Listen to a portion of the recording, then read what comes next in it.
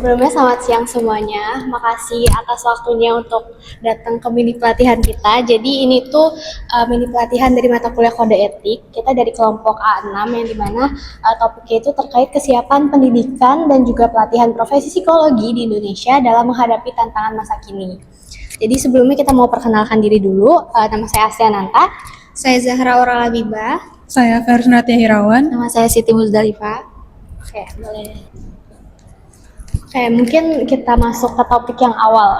Kira-kira dari teman-teman ada yang tahu nggak sih undang-undang mana nih yang ngatur terkait jalur pendidikan psikologi di Indonesia? Yang A atau B? Yang A. Kalau Dara? Kalau Haris? Oke, kita lihat jawabannya. Oke, jawabannya yang A. Nah, benar banget, ini tuh masuk ke Undang-Undang Nomor 23 Tahun 2022 yang dimana ini tuh terkait pendidikan dan juga layanan psikologi. Ini tuh mengatur terkait penyelenggaraan pendidikan psikologi, registrasi dan juga izin, layanan praktek, hak dan juga kewajiban bagi psikolog serta klien yang dimana di sini juga ada organisasi profesi, pembinaan dan juga pengawasan serta peran masyarakat dan juga sanksi administratifnya. Boleh di next. Nah, ini untuk jalur pendidikan psikologi di Indonesia nih. Di sini kan S1 psikologi dan ada 2 jalur lah.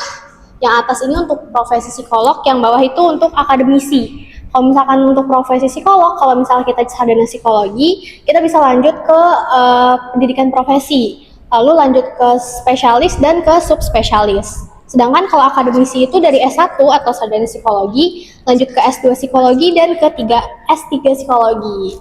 Jadi next. Oke, pertama kita bahas dulu nih terkait sarjana psikologinya. Next.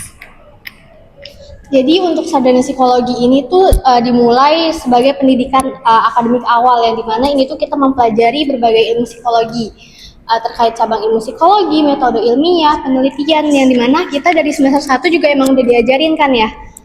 Dari semester 1 tuh udah ada penulisan ilmiah, lalu penelitian juga next semesternya. Yang dimana di sini juga sarjana psikologi itu juga diajarin terkait dasar-dasar perilaku manusia.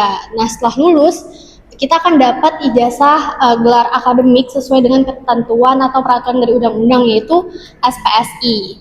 Yang dimana lulusan S1 psikologi ini belum bisa disebut sebagai psikolog, tapi disebut sebagai ilmuwan psikologi karena kalau misal satu psikolog itu hanya diberikan kepada mereka tuh yang memang sudah menyelesaikan pendidikan profesi psikolog. Oke, next. Nah, selanjutnya kita bahas terkait profesi psikologi. Next. Nah, terkait profesi di sini ini tuh bagi mereka yang memang lulusan sarjana psikologi yang akan melanjutkan ke profesi psikologi.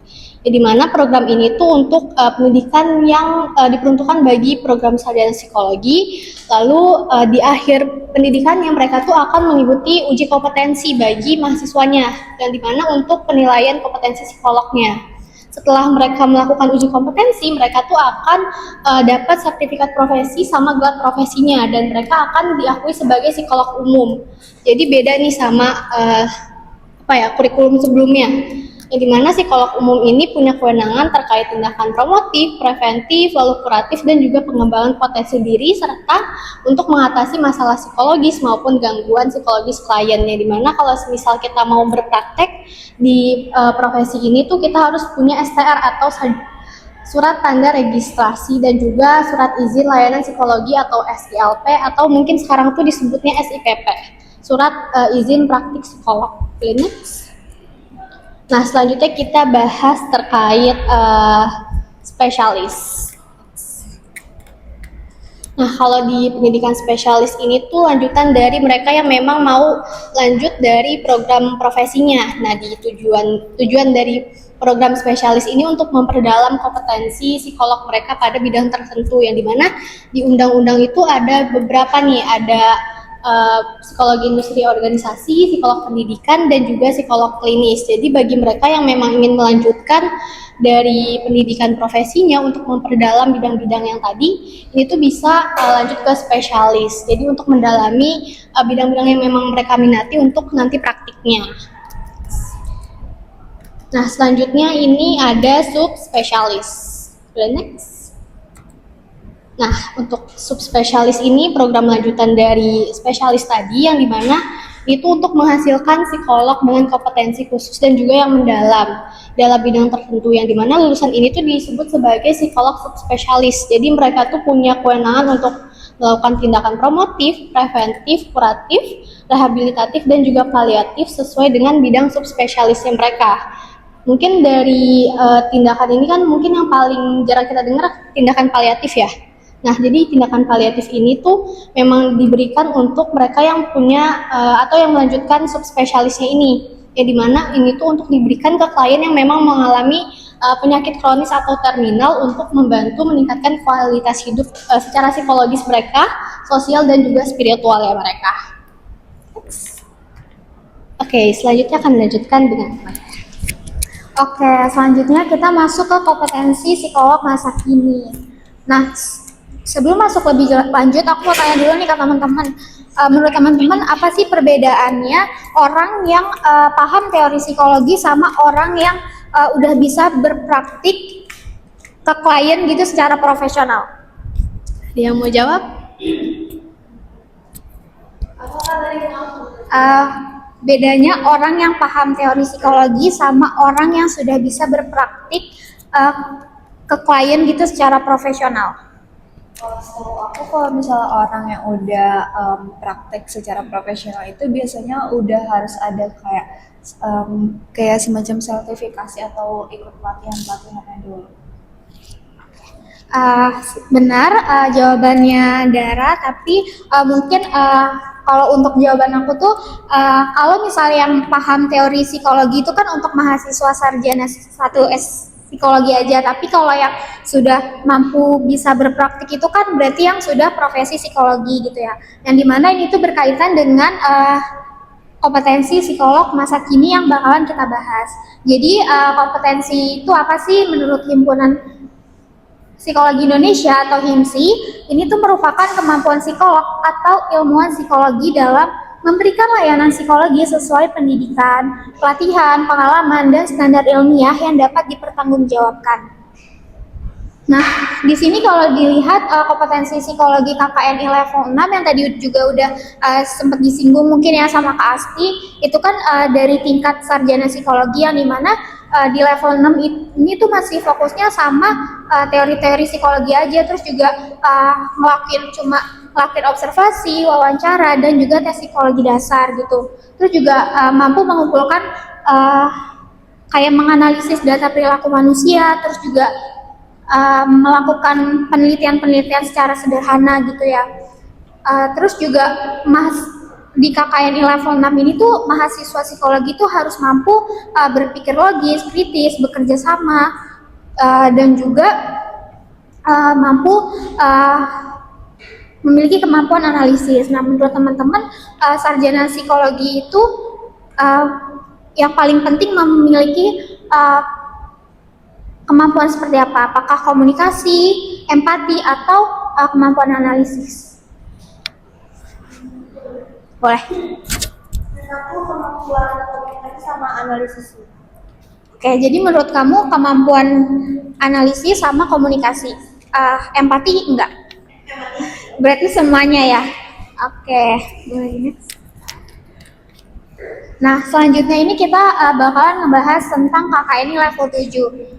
Jadi kalau level 7 ini tingkatnya itu udah masuk ke profesi psikolog gitu. Yang dimana ini tuh juga nggak belajar cuma teori-teori psikologi aja, tapi juga sudah mampu melakukan asesmen psikologi secara komprehensif dan juga bisa menegakkan diagnosis dan juga prognosis psikologis. Dan juga mungkin bisa melakukan intervensi-intervensi seperti konseling dan psikoterapi. Jadi bedanya tuh misalnya kalau yang KKNI level 6 misalnya ada gejala gangguan stres gitu. Nah, kalau misalnya si KKNI level 6 ini tuh cuma mampu menganalisis secara observasi dan wawancara aja. Tapi kalau misalnya si KKNI level 7 ini tuh udah bisa melakukan intervensi apa sih yang cocok untuk si klien tersebut gitu. Nah, kalau jadi perbandingannya itu yang tadi kalau misalnya level 6 itu mungkin cuma kayak mampu memahami teori-teori psikologi aja gitu, sedangkan di level 6 tuh udah bisa melakukan praktik-praktik gitu. Nah, selanjutnya kita masuk ke tantangan pendidikan profesi. Sebelum masuk yang lebih jauh gitu ya, aku mau tanya sama teman-teman, teman-teman pernah nggak sih ngerasa kayak capek gitu sama tugas sampai nggak bisa tidur lah, terus kayak ngerasa kayak em, apa ya? Jadi gampang marah gitu sama orang gitu. Pernah? Oke. Baru kemarin. Oh, baru kemarin. Oke, jadi sebenarnya itu bersangkutan sama tantangan pendidikan profesi, terutama tentang kesehatan mental. Nah, yang pertama ini ada tantangan stigma terhadap kesehatan mental gitu ya. Nah, menurut teman-teman, kenapa sih orang-orang tuh masih nggak mau gitu untuk pergi ke psikolog? Takut dikiranya dia kayak gangguan mental banget gitu ya, kayak sepertinya kayak stigma sosial tentang orang tersebut, padahal kan belum tentu, emang kayak bisa aja dia cuman mau konsul doang atau enggak mau tahu kenapa sih dirinya ini, jadi biar lebih bisa ngontrol dirinya atau lebih bisa berubah jadi lebih baik gitu. Cuman jadi takut gara-gara kebanyakan orang langsung ngejudge gitu. Oke, mungkin Masih tabu nggak sih? Masih tabu gitu kan, biasanya kalau orang mau ke psikolog bilangnya kurang ibadah atau semacamnya. oh ya, benar banget ya. Jadi mungkin masih banyak orang di sana tuh ngira kalau misalnya ke psikolog itu ya gila lah, lemah atau berbeda dari orang lain. Sebenarnya itu tuh penting ya, maksudnya ke psikolog itu, karena kita kalau misalnya sakit gitu kan juga perginya ke dokter ya. Yang dimana kalau misalnya kesehatan mental kita keganggu juga pastinya kita harus ke psikolog gitu. Nah, yang dimana ini tuh jadinya mahasiswa profesi psikologi itu dituntut untuk mampu memberikan edukasi kepada masyarakat mengenai pentingnya kesehatan mental. Nah, selanjutnya tekanan akademik dan resiko burnout. Di sini teman-teman pernah nggak ngerasa overwhelmed sama tugas gitu? Pernah ya? Oke. Jadi sebenarnya profesi psikolog ini juga jauh lebih berat ya dibandingkan kita, karena mereka tuh ada tuntutan tugas, praktik lapangan, laporan kasus, dan supervisi yang dimana kalau misalnya nggak dikelola dengan baik tuh bisa menyebabkan stres, kecemasan, gangguan tidur, hingga burnout gitu. Nah, yang dimana ini tuh kita, maksudnya mahasiswa profesi psikologi itu harus punya manajemen waktu yang baik dan juga self care yang baik gitu. Boleh di next.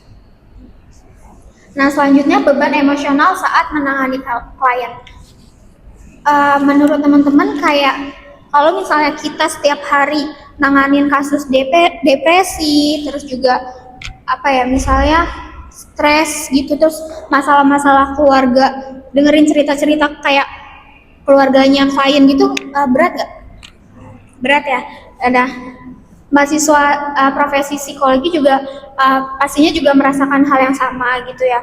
Nah, tapi mahasiswa profesi psikolog ini dituntut untuk nggak mencampur tangani hal-hal tersebut tuh, kayak misalnya hal itu tuh nggak boleh, jadi harus punya regulasi emosi yang baik gitu loh, kayak nggak disangkut pautin sama masalah pribadi sama masalah si kliennya gitu. Yang dimana kalau misalnya itu terjadi, itu tuh bisa mempengaruhi kondisi psikologis serta memicu kelelahan emosionalnya si psikolog tersebut gitu. Dan yang terakhir, menjaga profesionalisme dan kesehatan mental diri. Nah, mahasiswa profesi psikolog ini tuh dituntut untuk tetap profesional saat membantu klien, sekaligus menjaga kesehatan mental dirinya melalui self care dan manajemen waktu. Kayak misalnya pasti kan orang-orang kayak bilang psikolog mah nggak boleh stres gitu ya. Padahal kan kita juga manusia biasa yang punya mungkin pasti kan ngerasa lelah dan juga capek gitu. Nah, dari tantangan yang udah tadi aku jelasin ini, sebenarnya tuh kita nggak cuma belajar tentang teori aja, tapi juga tentang bagaimana kita tuh bisa mengelola emosi kita dengan baik, terus juga tetap menjaga profesionalisme juga, dan juga kesehatan mental diri. Terus selanjutnya aku mau bahas tantangan pendidikan profesi yaitu terkait pengembangan teknologi. Nah, di era saat ini kan banyak banget teknologi-teknologi baru yang berkembang dan hal tersebut menjadi tantangan tersendiri bagi mahasiswa profesi psikologi. Yang pertama ada harus menguasai teknologi digital. Mahasiswa profesi psikologi ini harus bisa menggunakan berbagai teknologi baru seperti pembelajaran online, tes atau assessment digital, lalu bisa memahami segala platform konseling online. Kenapa kemampuan ini penting? Agar layanan psikologi yang diberikan nantinya ketika sudah menjadi psikolog bisa berjalan dengan baik, profesional, dan tidak ketinggalan zaman atau sesuai dengan perkembangan zaman. Dan hal ini berkaitan dengan Kode Etik HIMSI bab 3 pasal 7 yang berisi terkait psikolog hanya memberikan layanan sesuai kompetensi pendidikan, pelatihan, dan pengalaman yang dimiliki. Jadi seiring berkembangnya zaman, terus psikolog juga harus mengembangkan kompetensi mereka biar nggak stuck di situ aja. Lalu yang kedua harus cepat beradaptasi dengan teknologi yang baru. Jadi perkembangan teknologi saat ini seperti konseling online, aplikasi kesehatan mental atau AI yang lagi ramai saat ini membuat mahasiswa profesi psikologi ini harus terus belajar dan beradaptasi. Hal ini berkaitan dengan Kode Etik HIMSI bab 3 pasal 8 terkait peningkatan kompetensi yang dimana psikolog ini harus terus mengembangkan kemampuan profesional sesuai dengan perkembangan ilmu dan teknologi. Jadi walaupun nantinya misalnya udah lulus juga nggak boleh berhenti belajar karena kan zaman terus maju, terus teknologi terus ada lagi yang baru, jadi kompetensinya harus terus ditingkatkan, terus skill-skillnya juga harus terus diasah.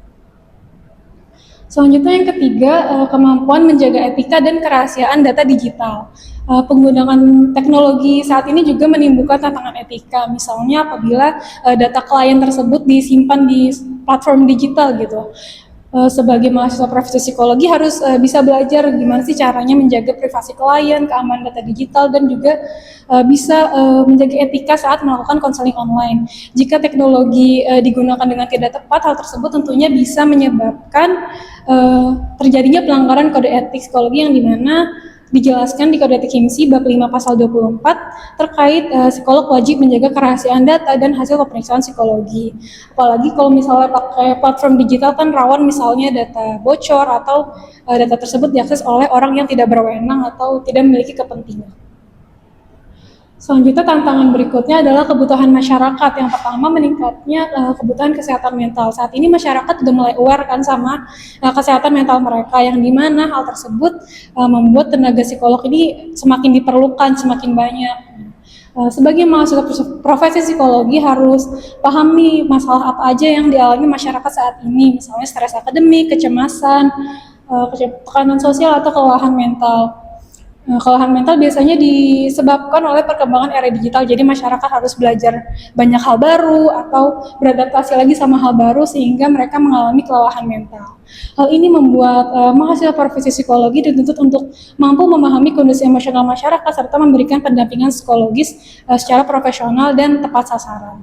Lalu yang kedua ada tantangan pendidikan yang lebih inklusif. Pendidikan inklusif ini adalah pendidikan yang merata bagi seluruh peserta didik. Jadi peserta didik ini menerima kesempatan yang belajar yang sama, jadi tidak dibeda-bedakan mau mengalami kebutuhan khusus, disabilitas ataupun latar belakang lainnya. Keberhasilan pendidikan inklusif ini dipengaruhi oleh kemampuan memahami kondisi psikologis setiap individu serta menciptakan lingkungan belajar yang aman dan nyaman. Oleh karena itu, mahasiswa profesi psikologi perlu memahami keberagaman karakteristik individu, nggak boleh membedakan, terus harus juga memiliki empati yang besar saat membantu orang lain. Selanjutnya yang ketiga, mahasiswa profesi psikologi ini harus memiliki empati dan tentunya bersikap profesional, mampu menghargai keberagaman kliennya, lalu nggak menghakimi kalau ada perbedaan, serta membangun hubungan interpersonal yang sehat dan pastinya suportif. Hal ini juga dijelasin di Kode Etik HIMSI bab 4 pasal 14 ayat 2, yaitu psikolog wajib menghormati tanpa meremehkan ataupun melecehkan klien terkait perbedaan gender, ras, usia, ataupun yang lainnya. Jadi harus menghargai dan memiliki empati yang besar, juga harus bisa mendengarkan klien agar kliennya nyaman dan percaya sama psikolognya. Lalu yang terakhir ada memahami kondisi psikologis masyarakat. Nah, di era yang saat ini salah satu hal yang dialami masyarakat adalah penggunaan teknologi digital yang menyebabkan meningkatnya gangguan fokus, kebiasaan melakukan banyak hal sekaligus atau multitasking, serta beban pikiran yang lebih besar. Hal ini bisa mempengaruhi perilaku, emosi, dan kemampuan konsentrasi masyarakat itu sendiri. Nah, sebagai mahasiswa profesi psikologi, perlu banget nih memahami dampak teknologi terhadap kondisi psikologis agar bisa membantu masyarakat tuh untuk meregulasi diri mereka secara lebih baik. Oke, selanjutnya kita bakal ada kuis dulu. Cuman ada 8 soal kok. Boleh nanti ada barcode-nya, boleh di-scan.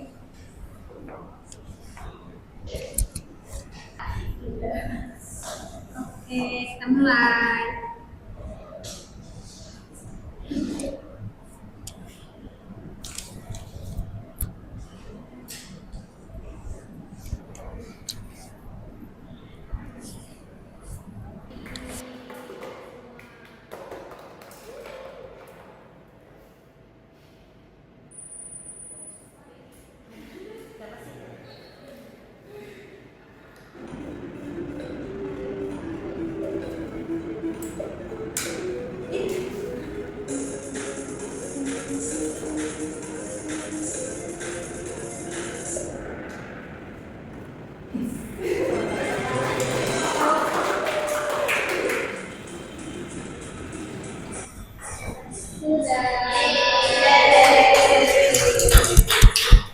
Ya, mungkin melalui kuis ini kalian jadi lebih memahami apa aja tantangan yang dialami sama mahasiswa profesi psikologi, ataupun kalian nanti misalnya mau lanjut pendidikan mengambil profesi, kemungkinan beberapa tantangannya seperti yang udah dijelaskan sama aku dalam pelajaran. Materi selanjutnya akan dijelaskan oleh Khalifah. Baik teman-teman, sekarang kita lanjut ke materi selanjutnya. Perbandingan sistem pendidikan psikologi di negara lain sama di Indonesia. Jadi kami itu pakai 4 negara, ada Amerika Serikat, Australia, Inggris, sama negara kita Indonesia.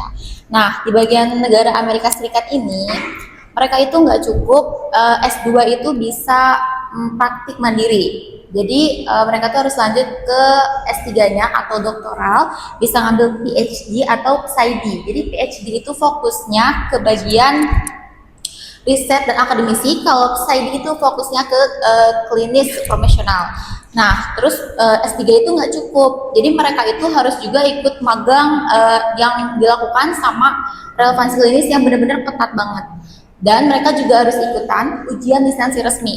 Ujian lisensi resminya juga harus lulus di negara mereka, dan di bagian examination for professional practice in psychology.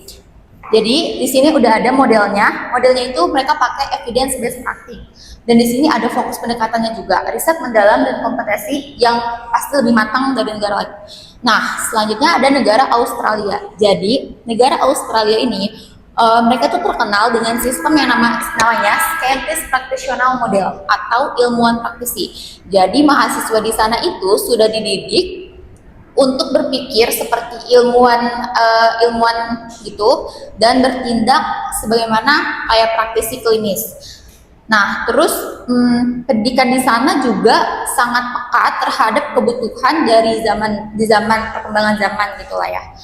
Nah, di situ juga mereka membagi spesialisasinya itu ke dalam bentuk yang sangat luas dan formal di bawah dari regulasi pemerintahnya.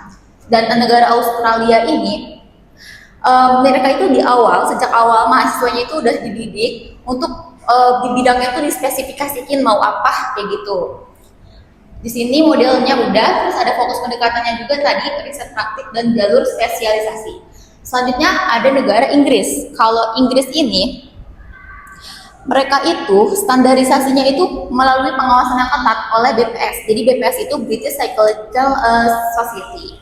Nah, tapi di mereka itu kan harus S1 dulu. S1-nya juga mereka harus melewati akreditasi, kurikulumnya harus melewati akreditasi yang terakreditasi menurut si BPS ini.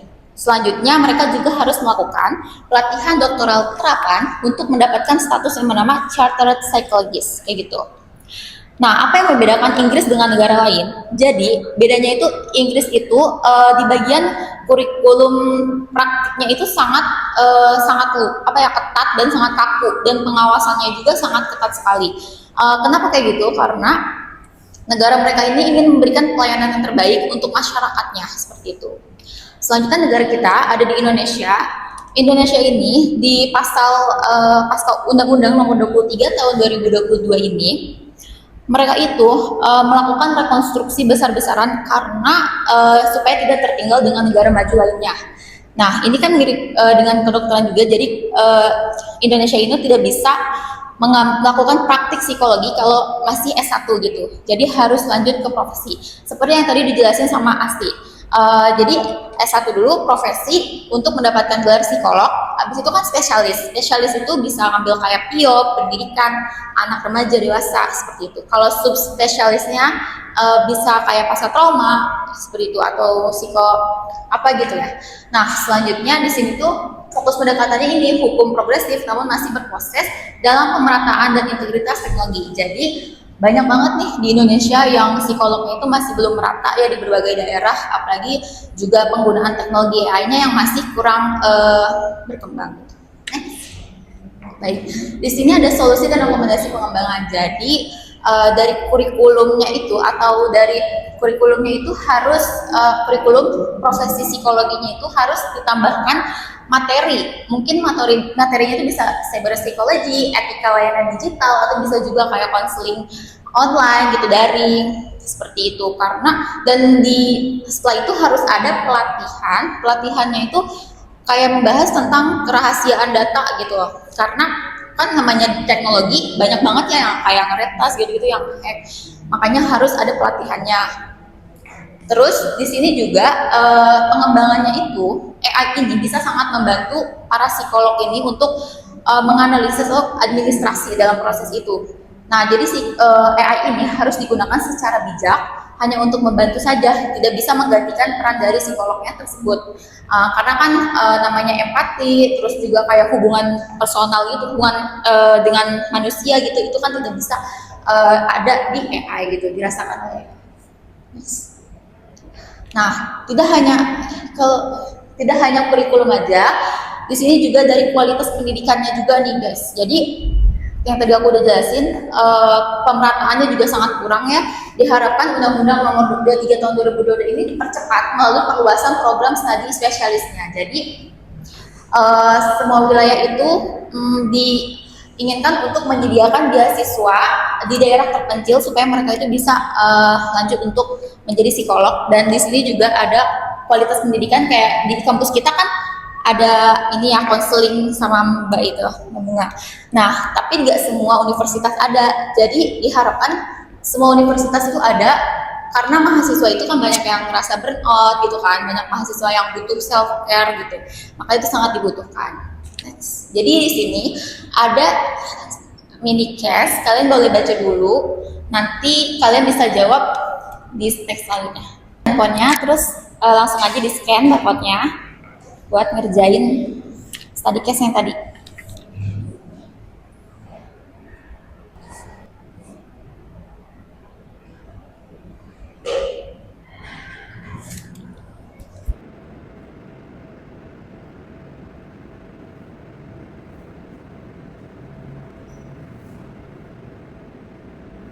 Oke, dari penjelasan saya tadi, teman-teman semuanya udah pada ngerti ya. Berarti emang kita tuh harus lebih bijak lagi dalam menggunakan AI, dan di sini udah dijelasin juga sebelumnya kalau kita itu di beberapa universitas itu masih ada yang belum menggunakan kayak materi psikologi digital seperti itu, atau layanan psikologi online seperti itu. Jadi jawaban kalian udah benar semua. Tepuk tangan. Terima kasih banyak teman-teman semuanya sudah mau berpartisipasi dalam pelatihan kami. Kami pamit undur diri. Kurang lebihnya mohon maaf. Terima kasih.